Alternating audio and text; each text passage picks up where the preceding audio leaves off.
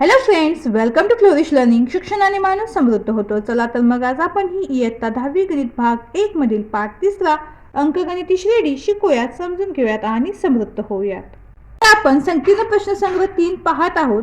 यातील व्हिडिओमध्ये 1 ते 5 पर्यंतची उदाहरणे आपण पाहिलेली आहेत. तो व्हिडिओ तुम्ही आपल्या चॅनलवर जाऊन पाहू शकता. तर आज आपण 6 पासून पुढील उदाहरणे पाहणार आहोत. 6वं उदाहरण, जर एका अंकगणिती श्रेणीच्या 3ऱ्या व 8व्या पदांची बेरीज 7 असेल आणि 7व्या व 14व्या पदांची बेरीज -3 असेल तर 10वे पद काढ. तर आपल्याला इथे उदाहरणामध्ये T3 आणि T8 बरोबर यांची बेरीज किती सांगितलेली, तर 7 सांगितलेली आहे. आपण काय लिहिलं, T3 आणि अधिक T8 बरोबर 7. आता आपण ते Tnचं सूत्र लिहून घेतलेलं आहे. आता ह्या किमती काय करूयात, ह्या सूत्रामध्ये ठेवूयात. म्हणजे आपल्याला हे समीकरण कसं मिळेल, तर A अधिक 3 वजा 1 गुणिले D अधिक पुन्हा काय होईल, A अधिक 8 वजा 1 गुणिले D बरोबर 7. आपण T3 ची किंमत इथे ठेवलेली आहे. T8 साठी आपण इथे Tnचं सूत्र वापरलेलं आहे. त्यानंतर आपण इथे काय होत आहे, A आहे तसं अधिक 3 वजा 1 2 D हे अधिक चिन्ह आहे तसं, पुन्हा हा A सुद्धा आहे तसा, 8 वजा 1 7 D बरोबर 7. आता A अधिक A काय होईल, तर 2A होईल अधिक 2D अधिक 7D म्हणजेच काय 9D मिळेल आपल्याला बरोबर 7. तर 2A अधिक 9D बरोबर 7 ला आपण समीकरण नंबर 1 देऊयात. तसेच T7 अधिक T14 बरोबर -3. आता इथे सुद्धा आपण तर Tnचं सूत्र वापरूया T7 आणि T14 साठी. म्हणजेच आता इथे काय होईल पहा, तर A अधिक कंसामध्ये 7 वजा 1 गुणिले D अधिक पुन्हा कंसामध्ये A अधिक कंसामध्ये 14 वजा 1 गुणिले D बरोबर -3. आता इथे काय होईल, A अधिक 7 वजा 1 6D अधिक A अधिक 14 वजा 1 13D बरोबर -3. आता इथे काय होईल, तर A अधिक A 2A होईल अधिक 6D अधिक 13D म्हणजेच किती 19D बरोबर -3. तर याला आपण समीकरण नंबर 2 देऊयात. आता इथे आपण समीकरण 2 वजा समीकरण 1 करूया. तर दोन्ही समीकरणे आपण तर लिहून घेतलेली आहेत. आता 2A वजा 2A ते निघून जाईल एकमेकाला, हे धन आहे हे ऋण आहे. आणि 19D वजा 9D म्हणजेच काय मिळेल आपल्याला 10D मिळेल बरोबर -3 वजा 7 यांची बेरीज होईल. चिन्ह समानतेच म्हणजे -10 मिळेल. म्हणजे 10D बरोबर -10 मिळालेला आहे, म्हणून D बरोबर आपल्याला काय मिळेल, तर -1 मिळेल. हे 10 म्हणून तिकडे भागिले होईल, 10 1 10 आणि ऋण चिन्ह आहे तसं. तर D बरोबर -1 ही किंमत समीकरण 1 मध्ये ठेवू, म्हणून 2A अधिक 9D बरोबर 7. 2A आहे तसा अधिक 9 गुणिले -1 होईल बरोबर 7. म्हणजेच 2A अधिक वजा होईल -9 बरोबर 7. 2A बरोबर काय होईल, हे 7 अधिक 9 होतील, हे वजा आहे तिकडं अधिक होईल.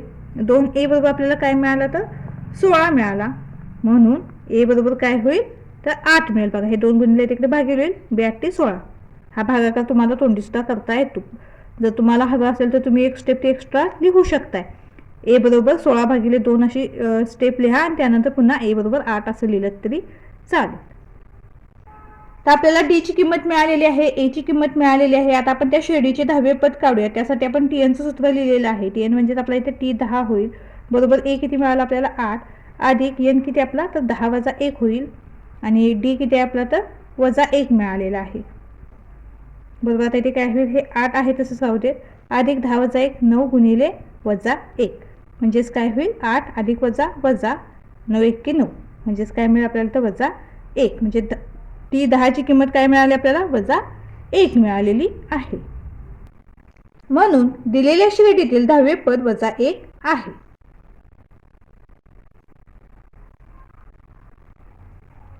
यानंतर 7वं उदाहरण आहे, एका अंकगणिती श्रेणीचे पहिले पद -5 आणि शेवटचे पद 45 आहे. जर त्या सर्व पदांची बेरीज 120 असेल तर ती किती पदे असतील आणि त्यांचा सामायिक फरक किती असेल. आता इथे पहा, A बरोबर T1 बरोबर -5, Tn बरोबर 45, Sn बरोबर 120, N आपण काढणार आहोत, D सुद्धा काढणार आहोत. आपण ते Snचं सूत्र लिहिलेलं आहे. यांचे 2 कंसामध्ये T1 अधिक Tn कंस पूर्ण. तर आपल्या इथे एस एन किती आहे तर 120 आहे, म्हणून आपण ते एस एनची किंमत लिहूयात 120 बरोबर काय होईल, आपण ते एन काढणार आहोत त्यामुळे एनचे 2 आपला आहे तसंच राहील. कंसामध्ये T1 किती आपला तर -5 आहे अधिक TN किती आपला तर 45 आहे बरोबर. आता इथे काय होईल, हे 120 आहे तसंच राहू दे, यांचे 2 सुद्धा आपण आहे तसंच लिहूयात. आता -5 अधिक 45 यांची वजाबाकी होईल आणि चिन्ह मोठ्या संख्येचं म्हणजे आपल्याला 40 मिळेल आणि दोन्हीच्या मध्ये कोणतं चिन्ह नाही म्हणजे गुणाकार असतो, तर यांचे 2 गुणिले 40 होईल बरोबर. इथे काय होईल, हे 120 आहे तसं.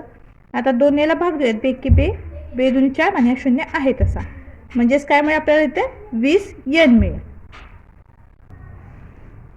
म्हणजेच एन बरोबर काय होईल तर 120 भागिले 20 होईल, 0ला 0 गेला, बे की बे, बेस का 12, म्हणून एन बरोबर काय मिळेल आपल्याला 6 मिळेल. म्हणून त्या श्रेणीत 6 पदे आहेत. आता आपल्याला एन तर मिळाला, आता आपण डी काढूया, त्यासाठी आपण पुन्हा इथे एस एनचं सूत्र लिहून घेतलेलं आहे.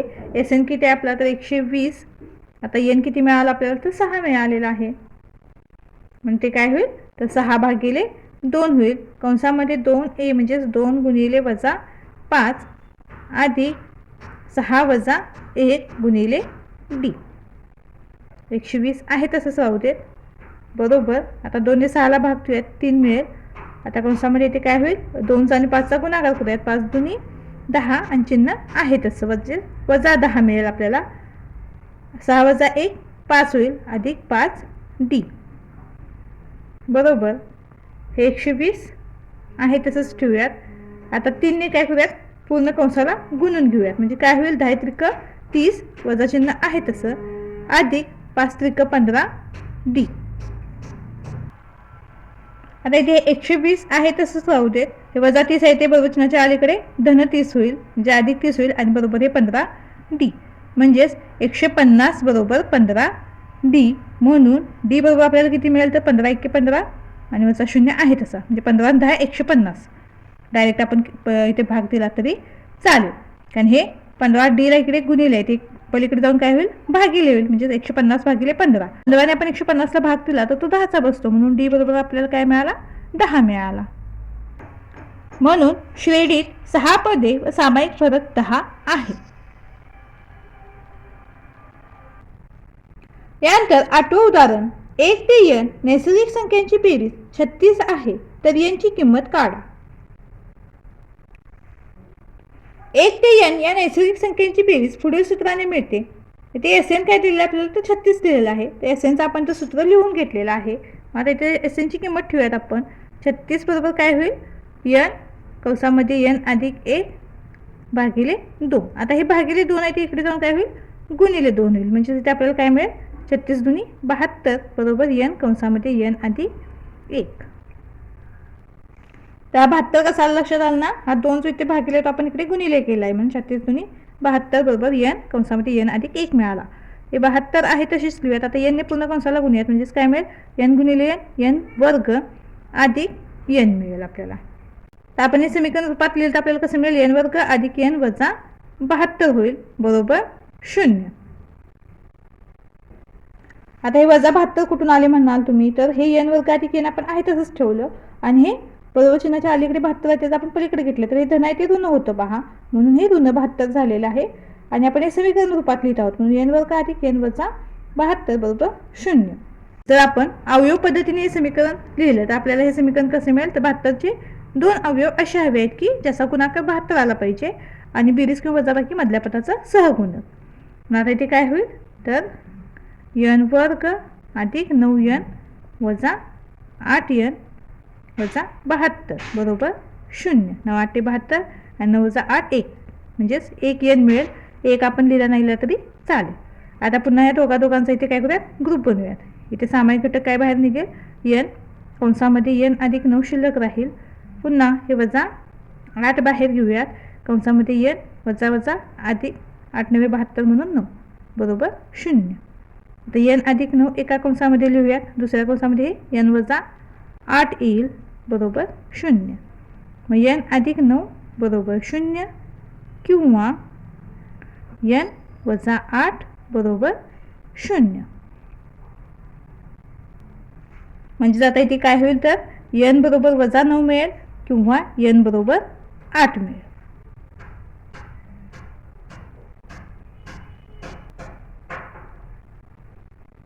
n बरोबर -9 किंवा n बरोबर 8 अशा आपल्याला दोन किमती मिळालेल्या आहेत, परंतु नैसर्गिक संख्या ही ऋण नसते, त्यामुळे n बरोबर -9 ही आपली किंमत येणार नाही, म्हणून n बरोबर 8 ही किंमत आपली योग्य आहे. पुढील उदाहरण आहे 207 या संख्येचे 3 भाग असे करा की त्या संख्या अंकगणिती श्रेणीत असतील व लहान दोन भागांचा गुणाकार 4623 असेल. तर इथे 207 या संख्येचे a वजा d, a आणि a अधिक d हे 3 भाग अंकगणित श्रेणीत आहेत असं आपण ते मानूया. म्हणजेच काय होईल, a वजा d अधिक a अधिक a अधिक d बरोबर 207 होईल. आता यांची सर्वांची जर आपण बेरीज केली तर बेरीज काय मिळेल पहा आपल्याला, तर a अधिक a अधिक a म्हणजे 3a मिळेल आणि हा वजा d अधिक d एकमेकांना निघून जातील, म्हणजेच 3a बरोबर 207 मिळेल आपल्याला. म्हणून a बरोबर काय होईल तर 207 भागिले 3, म्हणून a बरोबर आपल्याला काय मिळेल तर 3 18 2 3 9 27, म्हणजेच a बरोबर 69 मिळेल आपल्याला. आता इथे पहा आपण श्रेणीची 3 पदे मानताना काय मानली होती, तर a वजा d, a आणि a अधिक d अशी आपण 3 पदे मानली होती. आता आपल्याला a ची किंमत काय मिळाली तर 69 मिळाली, म्हणजेच श्रेणीचे दुसरे पद a बरोबर 69 आहे. a हे श्रेणीचं दुसरं पद आहे. आता श्रेणीचे पहिले पद बरोबर काय होईल तर a वजा d, श्रेणीचं पहिलं पद काय a वजा d आहे, म्हणजेच a आपल्याला इथे मिळालेला आहे, मग आपण a ची किंमत इथे ठेवली तर 69 वजा d होईल. म्हणून त्या श्रेणीचे 69 वजा d आणि 69 हे दोन भाग लहान आहेत. हे जे पहिले दोन जे भाग आहेत ते काय आहेत, लहान आहेत, आणि त्या लहान भागांचा गुणाकार आहे तो काय आहे तर 4623 दिला आहे. म्हणून आपण समीकरण कसं लिहिलं, 69 गुणिले कंसामध्ये 69 वजा d बरोबर 4623. आता हे 69 वजा d आपण आहे तसेच लिहूयात बरोबर, हे 4623.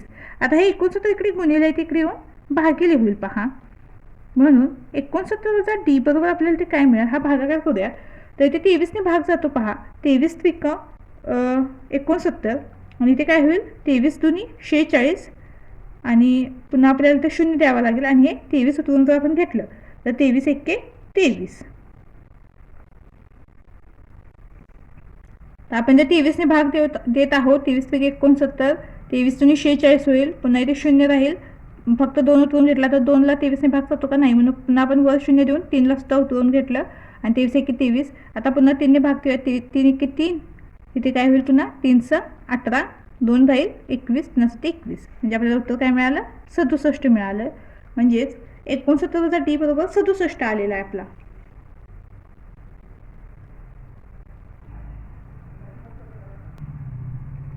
आता इथे d बरोबर आपल्याला काय मिळेल तर 69 वजा 67 ही वजा बाकी होईल आणि म्हणून d बरोबर आपल्याला काय मिळाला तर 2 मिळाला.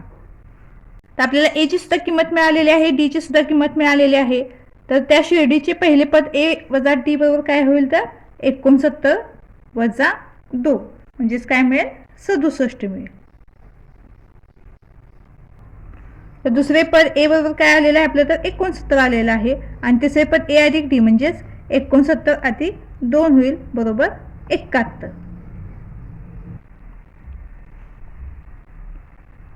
तर आपल्याला तर पहिलं दुसरं आणि तिसरं पद मिळालेलं आहे, म्हणून 207 या संख्येचे इष्ट 3 भाग 67 69 व 71 हे आहेत.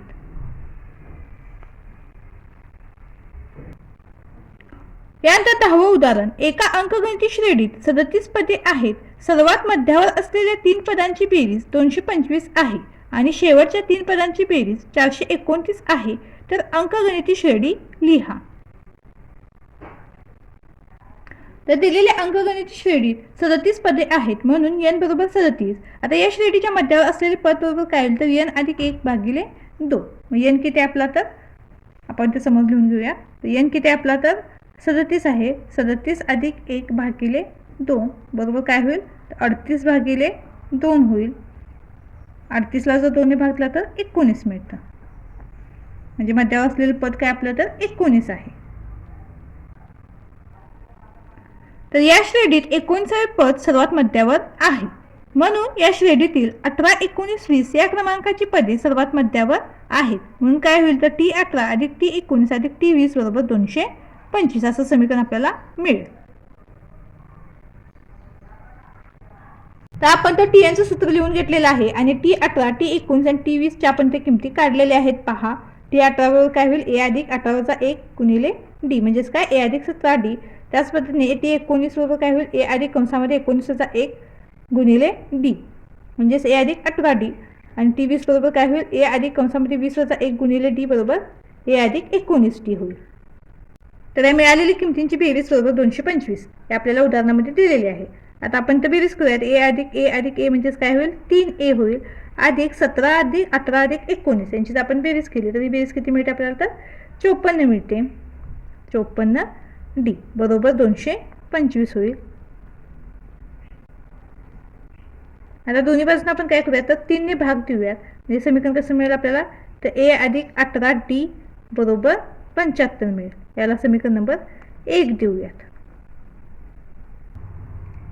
तर दोन्ही बाजूला 3 ने भाग देऊन आपल्याला समीकरण काय मिळालं तर A अधिक 18D बरोबर 75. त्याला समीकरण नंबर आपण 1 दिलेला आहे.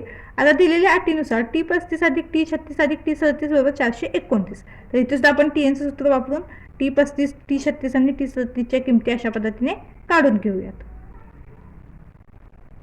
तर आपण TNचं सूत्र वापरून T35, T36 आणि T37च्या किमती मिळवलेल्या आहेत. त्या किमती आपण तर लिहिलेल्या आहेत. त्या किमतीची बेरीज आपल्याला किती दिलेली आहे तर 429 दिलेली आहे. आता यांची बेरीज करूयात. A अधिक A म्हणजेच 3A होईल अधिक 34 अधिक 35 अधिक 36 म्हणजे ते आपल्याला काय मिळेल तर 105 मिळेल. पहा 105D बरोबर काय होईल 429. आता इथे सुद्धा आपण काय करूयात तर दोन्ही बाजूला 3 ने भाग देऊयात. तर आपल्याला काय मिळेल तर A अधिक 35D मिळेल बरोबर 143. याला आपण समीकरण नंबर 2 देऊयात. तर आपल्याला दोन्ही समीकरणे मिळालेली आहेत. आपण तर काय करूया समीकरण 2 वजा समीकरण 1 करूया. दोन्ही समीकरणे आपण तर लिहून घेतलेली आहेत. त्यांची वजाबाकी करूयात. A ला A निघून जाईल 35 वजा 18 ही वजाबाकी आपल्याला 17 मिळते. 17D बरोबर इथे काय होईल 143 वजा 75 68 मिळेल. म्हणून D बरोबर काय मिळेल तर 68 ही संख्या 17च्या पाड्यामध्ये येते. पहा 17 चूक 68 म्हणून 17ने 68ला भाग दिला तर तो 4चा बसतो. म्हणून D बरोबर आपल्याला काय मिळेल तर 4 मिळेल. तर D बरोबर 4 ही किंमत आपण समीकरण 1 मध्ये ठेवूयात. समीकरण 1 आपण तर लिहून घेतलेलं आहे. म्हणजे A अधिक 18 गुणिले 4 बरोबर 75 होईल. म्हणजेच A अधिक 18 चौक 72 बरोबर 75. म्हणून A बरोबर काय होईल तर 75 वजा 72 होईल. म्हणून A बरोबर आपल्याला काय मिळेल तर 3 मिळेल. तर पहिले पद A बरोबर T1 बरोबर 3. तर दुसरे पद T2 बरोबर T1 अधिक D. T1 किती आहे आपला तर 3 आहे अधिक D किती आहे आपला तर 4 आहे. 3 अधिक 4 7 होईल. तिसरे पद T3 म्हणजे T2 अधिक D. T2 किती मिळाला आपल्याला 7 अधिक 4 बरोबर 11. याच पद्धतीने 37वे पद बरोबर T37 बरोबर काय होईल A अधिक 36D. तर बरोबर काय होईल A आपला किती आहे तर 3 आहे. 3 अधिक 36 गुणिले 4 होईल बरोबर 3 अधिक 36 गुणिले 4 हा गुणाकार आपल्याला 144 मिळेल. पहा बरोबर 147 म्हणजे T37 आपल्याला किती मिळाला 147. म्हणून अंकगणिती श्रेणी 3, 7, 11, 15 डॉट डॉट डॉट 147 आहे. तर इथे पहा आपण TNचं सूत्र वापरून समीकरण 1 आणि समीकरण 2 इथे मिळवलेलं आहे.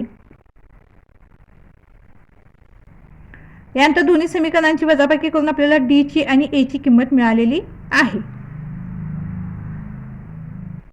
आणि मिळालेल्या किमतीवरून आपण पहिले पद, दुसरे पद, तिसरे पद मिळवलेले आहे. त्यानुसार 37वे पद सुद्धा आपण मिळवलेले आहे.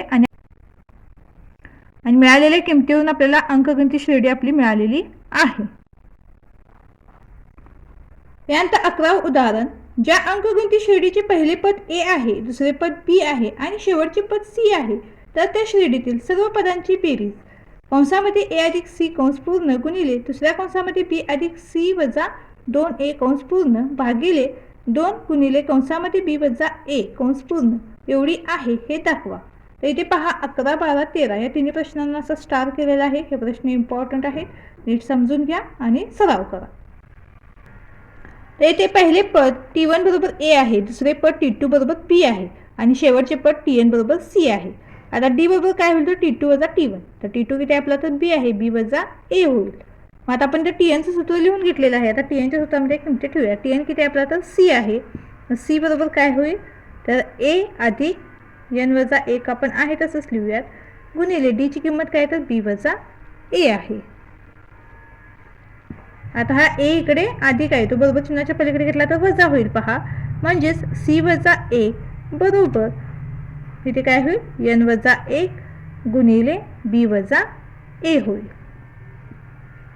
C वजा A आपण आहे तसंच लिहूयात. आता हे B वजा A जे इकडे गुणिले आहे ते बरोबर चिन्हाच्या आपण अलीकडे घेतलं तर ते भागिले होईल पहा, B वजा A बरोबर इथे शिल्लक काय राहील N वजा 1 राहील. बाजूची अदलाबदल केली, N वजा 1 अलीकडे लिहिलं आणि C वजा A भागिले B वजा A पलीकडे लिहिलं. आपल्या इथं काय होईल तर N शिल्लक राहील हा, हे C वजा A भागिले B वजा A आणि जो N वजा 1 तिथे जो आपण लिहिणार तो वजा 1 आहे तो आपण इकडे पलीकडे घेतला तर तो अधिक 1 होईल पहा. म्हणून N बरोबर काय होईल, आता हे C वजा A आहे तसंच. आता हे 1चा छेद काही नाही म्हणजे 1च असतो, यांचा जर तिरकस गुणाकार केला तर C वजा A आहे तसा होईल आणि 1ने B वजा A ला गुणलं तर हे अधिक B वजा A आहे तसं मिळेल पहा. आणि छेदामध्ये पुन्हा हे B वजा A, कारण 1ने गुणल्यामुळे आहे तीच किंमत आपल्याला ते मिळणार आहे. म्हणून N बरोबर इथे काय होईल तर हे वजा A वजा A हे यांची बेरीज होईल पहा.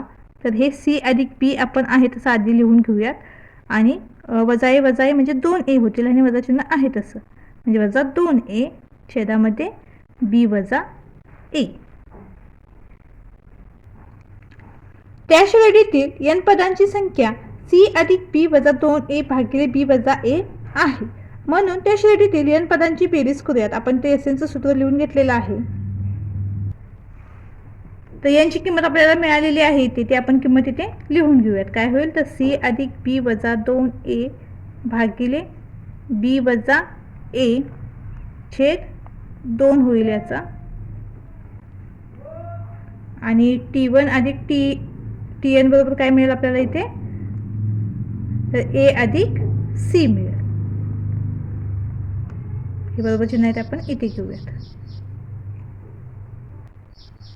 यांची किंमत ठेवून आपल्याला समीकरण कसं मिळालं C अधिक B वजा 2A भागिले B वजा A छेद 2 आणि T1 आपला A आहे, Tn आपला C आहे म्हणजे A अधिक C होईल बरोबर. आता इथे काय होईल पहा तर हे B अधिक C करूयात, B ला आपण आधी घेऊयात आणि C नंतर लिहूयात वजा 2A आणि हे जे 2 आहे ते याला गुणिले होईल, भागिले म्हणजे उलटून गुणिले असतं म्हणजेच काय होईल 2 कंसामध्ये B वजा A होईल आणि हे गुणिले पुन्हा A अधिक C बरोबर.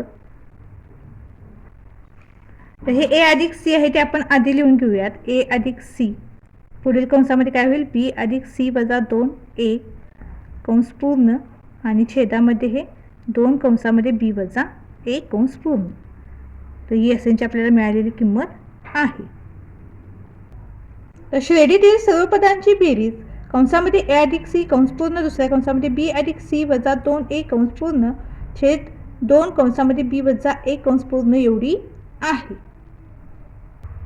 तर आपण ते दिलेली माहिती लिहून घेतली, त्यानंतर आपण Tnचं सूत्र वापरून ती किमती ठेवून यांची किंमत मिळवलेली आहे आणि यांच्या मिळालेल्या किमतीवरून आपण ते SN काढलेला आहे आणि जे आपल्याला सिद्ध करायला सांगितलं होतं ते आपण ते सिद्ध केलेलं आहे.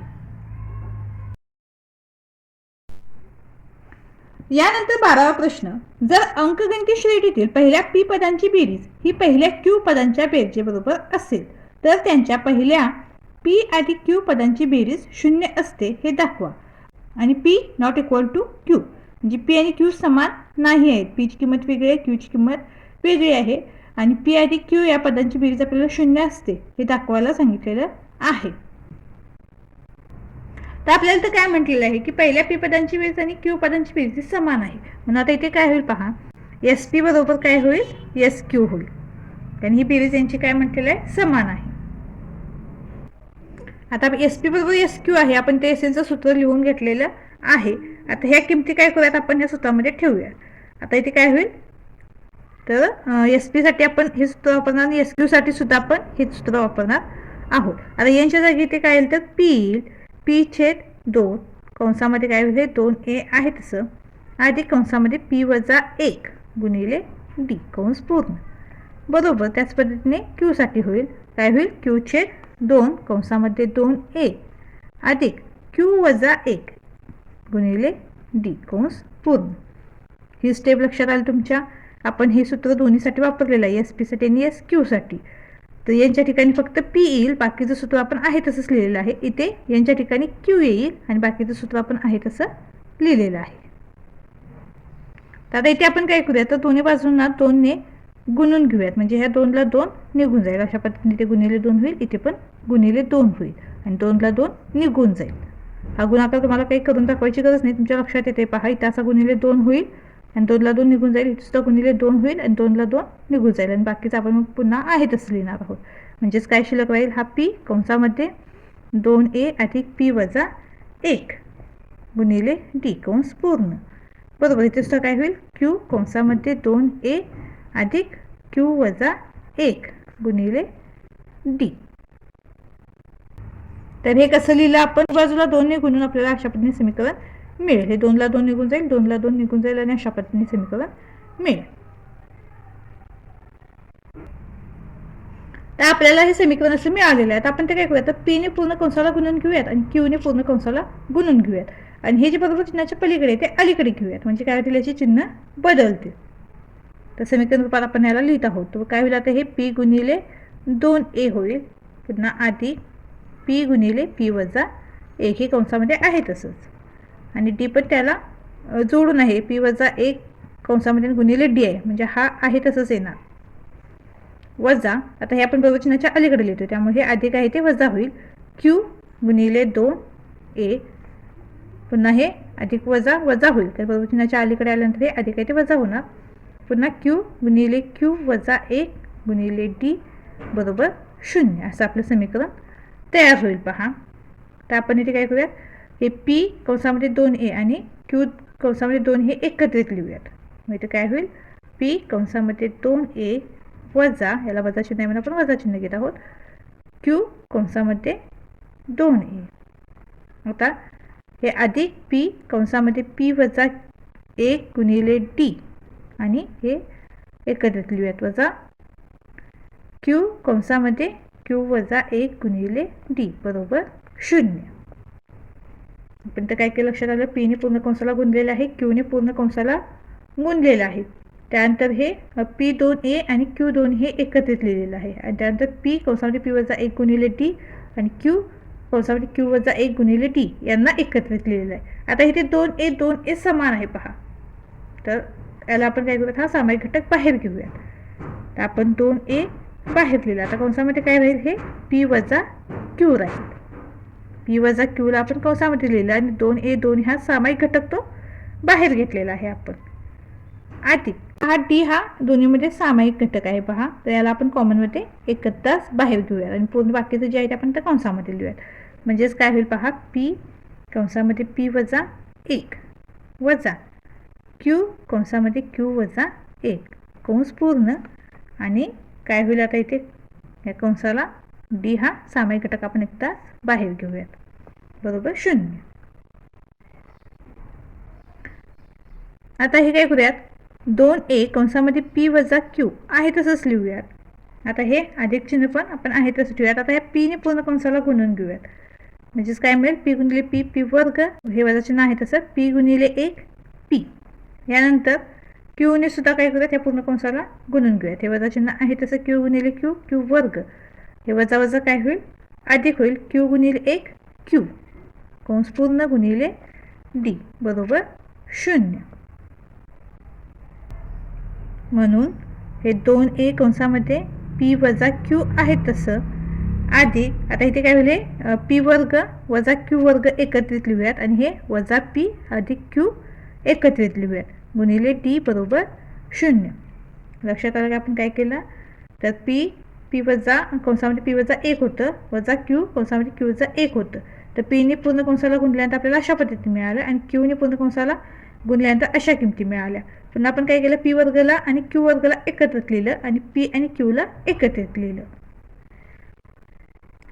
म्हणून काय होईल आता, हे 2a कंसामध्ये पी वजा क्यू आहे तसंच लिहितोय आपण, अधिक आता तुम्हाला ए वर्ग वजा बी वर्गचं सूत्र पाठ आहे. ए वर्ग वजा बी वर्ग म्हणजेच काय, पहिल्या कंसामध्ये ए वजा बी, दुसऱ्या कंसामध्ये ए अधिक बी. तर त्या सूत्रानुसार आपण याची फोड करूया. म्हणजे आपल्याला इथे काय मिळेल, पहिल्या कंसामध्ये पी वजा क्यू, दुसऱ्या कंसामध्ये पी अधिक क्यू आणि पुन्हा हे आपलं वजा पी अधिक क्यू आहे तसंच लिहूयात. कंस पूर्ण, त्यानंतर गुणिले डी बरोबर 0. पी वर्ग वजा क्यू वर्गला आपण ए वर्ग वजा बी वर्ग सूत्र वापरून पुन्हा याची फोड केलेली आहे आणि हे वजा पी अधिक क्यू सुद्धा आपण आहे तसं लिहिलेलं आहे. म्हणून 2a कंसामध्ये पी वजा क्यू हे आपण आहे तसंच लिहित आहोत, अधिक आता होईल पहा, हे कंसामध्ये पी वजा क्यू आपण आहे तसंच लिहूयात, हा पी अधिक क्यू सुद्धा आपण आहे तसंच लिहूयात. आता हे वजा अधिक वजा होईल पहा, वजा पी अधिक वजा वजा क्यू कंस पूर्ण गुणिले टी बरोबर 0. म्हणून 2a कंसामध्ये पी वजा क्यू अधिक इथे काय होईल, तर पी वजा क्यू आपण बाहेर घेऊया त्याला आणि कंसामध्ये काय राहील, इथे पी अधिक क्यू वजा 1 राहील, कंस पूर्ण गुणिले डी बरोबर 0. तर पी वजा क्यू आपण एकदा बाहेर घेतला, मग कंसामध्ये काय राहील, हे पी अधिक क्यू आणि पी वजा क्यू एक्के पी वजा क्यूच म्हणजे हीच किंमत मिळेल. म्हणजे याच्यासाठी आपण 1 घेतलेला आहे, कारण 1 कोणत्याही संख्येला आपण जर गुणलं तर आपल्याला 30 किंमत मिळते. म्हणून आता इथे काय होईल, तर पी वजा क्यू तर समान आहे पहा, म्हणून पी वजा क्यूला आपण इथे बाहेर कंसामध्ये घेऊयात आणि पुढील कंसामध्ये काय मिळेल, हा 2 आपण कंसामध्ये लिहूयात, अधिक हा पूर्ण कंस आपण आहे तसा लिहून घेऊयात, पी अधिक क्यू वजा 1 कंस पूर्ण गुणिले टी पुन्हा कंस पूर्ण बरोबर 0. तर आपल्याला उदाहरणामध्ये काय सांगितलेलं आहे की P is not equal to Q, म्हणजे पी आणि क्यू हे समान नाहीत. म्हणून इथे काय होईल, तर पी वजा Q is not equal to 0. P वजा क्यूची किंमत ही 0 असणार नाही. म्हणून आपण ते काय करूयात, तर 2a अधिक पी अधिक क्यू वजा 1 गुणिले डी बरोबर 0. पी वजा क्यूची किंमत इथे 0 असणार नाही, म्हणून आपण फक्त ही किंमत इथे घेतलेली आहे, 2a अधिक कंसामध्ये पी अधिक क्यू वजा 1 कंस पूर्ण गुणिले डी बरोबर 0.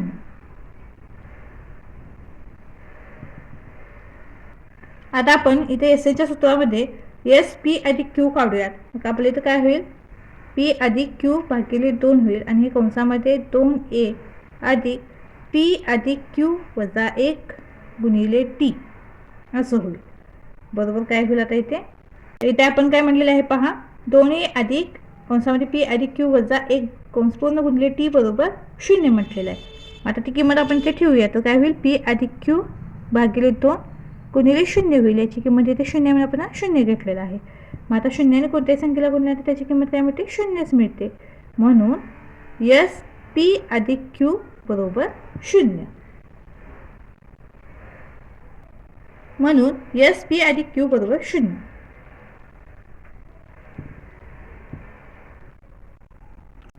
यानंतर 13वा प्रश्न, अंकगणित श्रेणीच्या m व्या पदाची m पट ही n व्या पदाच्या n पटीबरोबर असेल तर त्याचे कंसामध्ये m अधिक n कंस पूर्ण वे पद 0 असते हे दाखवा. इथे सुद्धा m is not equal to n म्हटलेलं आहे, म्हणजेच m आणि n च्या किमती समान नाही आहेत. आता इथे m वे आणि n वे पदांच्या बाबतीत आपल्याला सांगितलेलं आहे, म्हणून आपण त्या tn चं सूत्र वापरणार आहोत. तर आपल्याला काय म्हटलेलं आहे, m गुणिले tm बरोबर n गुणिले tn म्हटलेलं आहे. आता आपण काय करूया, tm बरोबर काय होईल, तर a अधिक m वजा 1 गुणिले d आणि tn बरोबर काय मिळेल आपल्याला, a अधिक n वजा 1 गुणिले d. तर आता m गुणिले tm बरोबर n गुणिले tn या किमती आपण तर लिहून घेऊयात.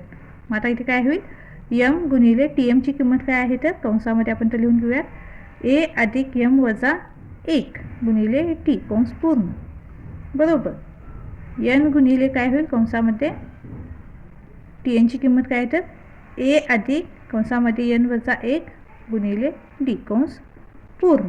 पण हे यम कंसामध्ये ए अधिक यम वजा 1 आहे तसंच लिहूयात गुणिले टी कंस पूर्ण. आता हे बरोबर चिन्हाच्या पलीकडे ते अलीकडे लिहूयात म्हणजे असं चिन्ह बदलेल.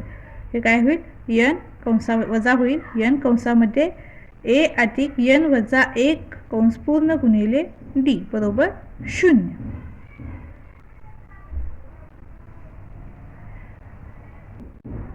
तर आपल्याला अशा पद्धतीने समीकरण मिळालेलं आहे. आपण काय करूयात यमने पूर्ण कंसाला गुणून घेऊयात आणि एनने पूर्ण कंसाला गुणून घेऊयात. तर इथे काय होईल पहा. तर यम ए यम होईल. ए गुणिले यम म्हणजेच ए यम लिहूयात आपण.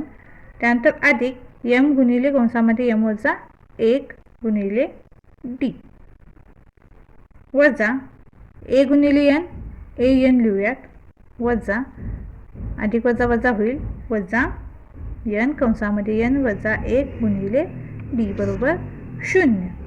आता इथे काय करूयात हे ए एमला आणि ए एनला एकत्र लिहूयात म्हणजेच काय होईल ए एम वजा ए एन अधिक इथे काय होईल यम कंसामध्ये यम वजा 1 गुणिले डी वजा एन कंसामध्ये एन वजा 1 गुणिले डी बरोबर 0. आता इथे काय करूयात ए दोन्हीमध्ये कॉमन आहे पहा म्हणजे सामायिक आहे म्हणून आपण एला इथे बाहेर घेऊया आणि कंसामध्ये काय राहील यम वजा एन राहील अधिक यमने पूर्ण या कंसाला गुणूयात आणि एनने या पूर्ण कंसाला इथे गुणून घेऊयात म्हणजेच काय होईल यम गुणिले यम यम वर्ग वजा यम गुणिले 1 यम आणि हे गुणिले डी वजा इथे एन गुणिले एन एन वर्ग वजा एन एक्के एन कंस पूर्ण गुणिले डी बरोबर 0.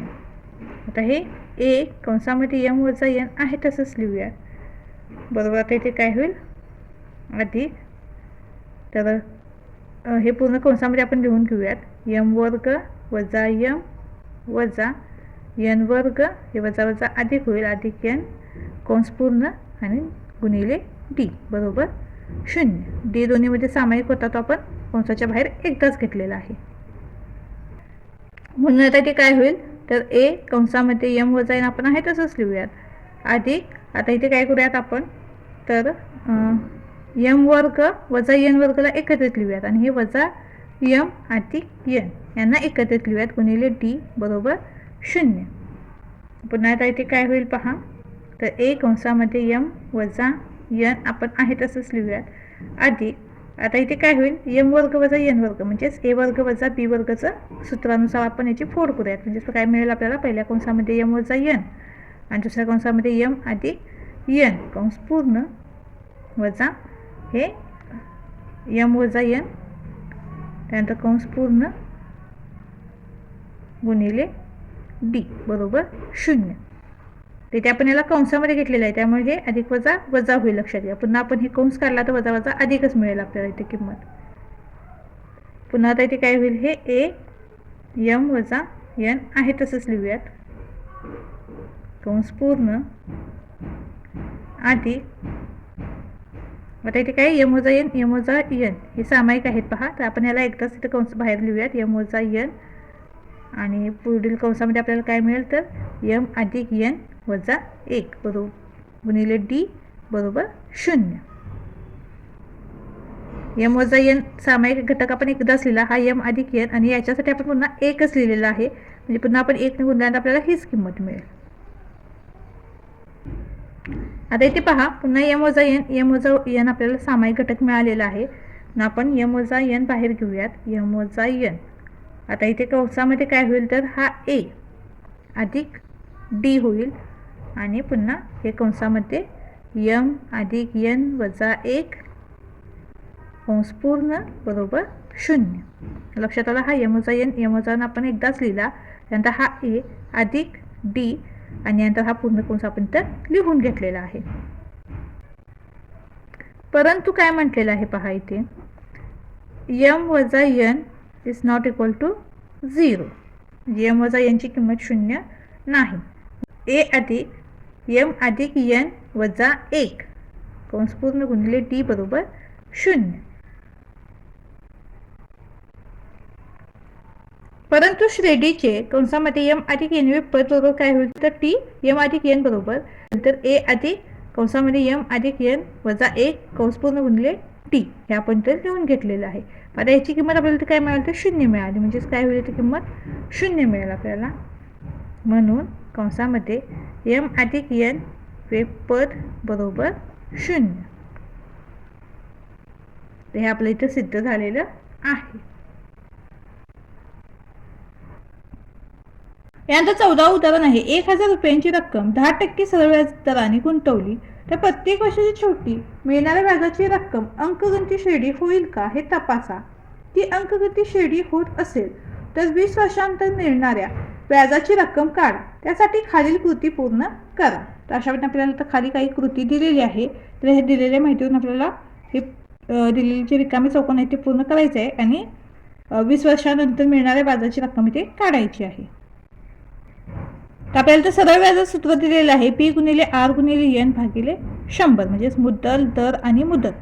अशा पद्धतीने तर 1 वर्षानंतर मिळणारे सरळ व्याज बरोबर मुद्दल किती आपली 1000 आहे, दर किती आहे तर 10 आणि मुदत किती आहे तर 1 आहे भागिले 100. आणि इथे सोडवू शकतो. पहा तोंडी सुद्धा आपल्याला सोडवता येते. 0ला 0 गेला, 0ला 0 गेला, राहिले किती 100. 100 गुणिले 1 100, म्हणजे या चौकोनमध्ये आपल्याला काय मिळणार तर 100 मिळणार. म्हणजेच 1 वर्षानंतर मिळणारे सरळ व्याज किती आहे तर 100 आहे. त्याच पद्धतीने 2 वर्षानंतर मिळणारे सरळ व्याज बरोबर इथे सुद्धा काय होईल, ह्या 0ला 0 गेला, या 0ला 0 गेला. 100 गुणिले 2 म्हणजेच काय 200. तर 2 वर्षानंतर मिळणारे सरळ व्याज किती आहे तर 200 आहे. आता 3 वर्षानंतर मिळणारे सरळ व्याज आपल्याला तर काढायचे. इथं काय येईल या चौकोनामध्ये तर आपलं 1000 येईल. मुद्दल किती आपली 1000 आहे, दर किती आहे 10 आहे आणि 3 वर्षानंतर मिळणारे सरळ व्याज म्हटलेलं म्हणजे मुदत किती येईल तर 3 येईल. आता इथे सुद्धा हा 0ला 0 गेला, ह्या 0ला 0 गेला. 100 गुणिले 3 म्हणजे 300. 300 आपल्याला तर आधीच दिलेलं आहे, म्हणजे आपलं उत्तर बरोबर आहे. पहा अशा प्रकारे 4, 5, 6 वर्षानंतर मिळणारे व्याज अनुक्रमे 400, 5 वर्षानंतर काय होईल 500 आणि 6 वर्षानंतर काय होईल 600 असेल. तर अगदी सोपं सहज तोंडी उदाहरण सोडवण्यासारखं आहे हे. यामध्ये काही अवघड असं नाही आहे. तर हे तुमच्या इथे पद्धतीने लक्षात आलं. आता या संख्येवरून डी आपला किती आहे तर 100 आहे. सामायिक फरक किती आहे तर 100 आहे. पहा आणि ए सुद्धा आपला इथे किती आहे तर 100च आहे. पहा ए सुद्धा काय आहे तर 100 आहे आणि डी सुद्धा काय आहे 100 आहे. यानंतर काय म्हटलेलं आहे 20 वर्षानंतर मिळणारे सरळ व्याज. मग आपण तर टी एन सूत्र लिहिलेलं आहे. मग टी 20 बरोबर आता इथे काय होईल ए किती आपला तर 100 आहे. तर 100 अधिक काय होईल 20 वजा 1 गुणिले डी पण आपला 100 आहे बरोबर. आता इथे काय होईल 100 आहे तसंच राहू देत. अधिक 20 वजा 1 19 गुणिले 100 बरोबर काय होईल 100 अधिक 19 गुणिले 100 म्हणजे 19 1 19 आणि पुन्हा 2 शून्य आहेत तशा. मग 100 अधिक 1900 म्हणजेच काय होईल 2000 होईल. म्हणजे टी 20 किती मिळाला आपल्याला 2000 मिळाला. म्हणून 20 वर्षानंतर मिळणारे एकूण व्याज बरोबर 2000 रुपये. तर अशा पद्धतीने आपला इथं संकीर्ण प्रश्न संग्रह पूर्ण झालेला आहे. व्हिडिओ आवडल्यास चॅनलला लाईक शेअर सबस्क्राईब नक्की करा आणि हो कमेंट सुद्धा नक्की करा. धन्यवाद.